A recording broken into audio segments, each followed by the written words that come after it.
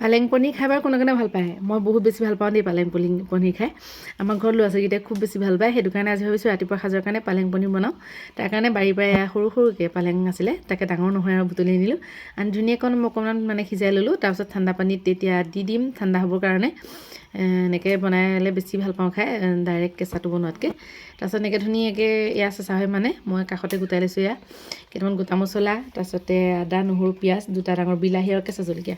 আপোনালোকে কাজু ব্যৱহাৰ কৰিব পাৰে কাজু দিলেও বহুত বেছি ভাল লাগে আজি মোৰ কাজু আনি থোৱা নাছিলে সেইটো কাৰণে মই আৰু কাজু নিদিলোঁ তাৰপিছতে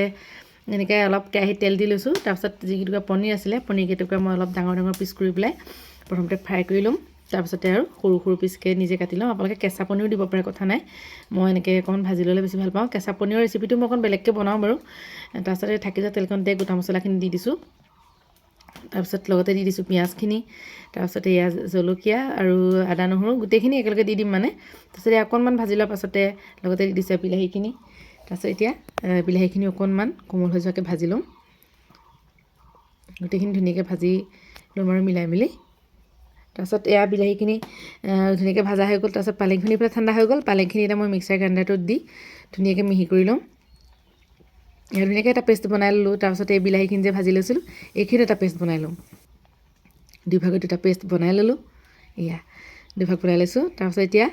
এয়া চাকি যোৱা তেলকণতে আকৌ অকণমান তেল দি দিলোঁ তাৰপিছত আকৌ কেইটামান গোটা জিৰা দি দিছোঁ তাৰপিছত তাতে মই যিটো বিলাহী পেষ্ট আছিলে মানে আদা নহৰু পিঁয়াজ দিয়ে সেই পেষ্টটো দি পেলাই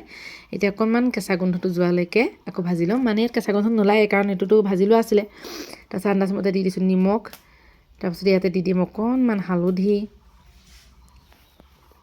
অকণমান ধুনীয়া ৰংটো হ'বৰ কাৰণে এয়া কাশ্মীৰী চিলি দিছোঁ গৰম মছলা দিছোঁ ধনিয়া গুড়ি জিৰা গুড়ি তাৰপিছত অকণমান মিট মছলা দি দিছোঁ দি পেলাই আকৌ এবাৰ ধুনীয়াকৈ লৰাই ল'ম আপোনালোকে মছলাটো কি কি ব্যৱহাৰ কৰে নিজৰ ওপৰত কথা দিয়ে সেইটো তাৰপিছত ইয়াত ধুনীয়াকৈ ভজা হৈ গ'ল তাৰপাছত এতিয়া ইয়াতে মই যিখিনি পালেঙৰ পেষ্ট বনাই থৈছিলোঁ সেইখিনি দিলোঁ সেইখিনি দিও এতিয়া ধুনীয়াকৈ আকৌ লৰাই পেলাম দেখিছেনে কিমান ধুনীয়া ৰং এটা উঠিছে তাৰপিছত ইয়াত ধুনীয়াকৈ একদম মিলাই ধুনীয়াকৈ লৰাই ল'ম তাৰপিছত ইয়াত ধুনীয়াকৈ যেতিয়া এনেকৈ অকণমানকৈ উতল এটা আহিছে তেতিয়া ইয়াতে কাটি লোৱা পনীৰখিনি দিলোঁ এতিয়া পনীৰখিনি দি আকৌ এবাৰ ধুনীয়াকৈ মিলাই ল'ম বনাবলৈ বেছি সময় লাগে খুব পটককৈ হৈ যায় প্ৰথমতে বস্তুখিনি গোটাই ল'লে তাৰপিছত ইয়াত আপোনালোকে পানী ব্যৱহাৰ কৰিব পাৰে নকৰিব পাৰে কথা নাই ডাঠ পাতলটো কিমান কৰে এতিয়া ইয়াতে মই দি দিছোঁ অকণমান ক্ৰীম আপোনালোকে ক্ৰীমৰ এনেকৈ ক্ৰীম দিয়া সলনি আপোনালোকে কাজু পেষ্ট দিব পাৰে মই কাজু পেষ্ট দিয়া নাই সেইকাৰণে ক্ৰীমকে দিছোঁ আজি এতিয়া অকণমান সময় থৈ দিয়াৰ পাছতে মোৰ ৰেডি হৈ গ'ল পনীৰ পালেং ৰেচিপি বহুত বেছি ভাল লাগে এনেকৈ খাই আমাৰ ঘৰত এনেকৈ বেছিভাগ খোৱা হয় আৰু বাকী কেঁচা পনীৰ ৰেচিপিটো কেতিয়াবা আপোনালোকলৈ মই লৈ আহিম বাকী আজি ৰেচিপিটো কেনেকুৱা লাগিছে চলাবলৈ নাপাহৰিব দেই।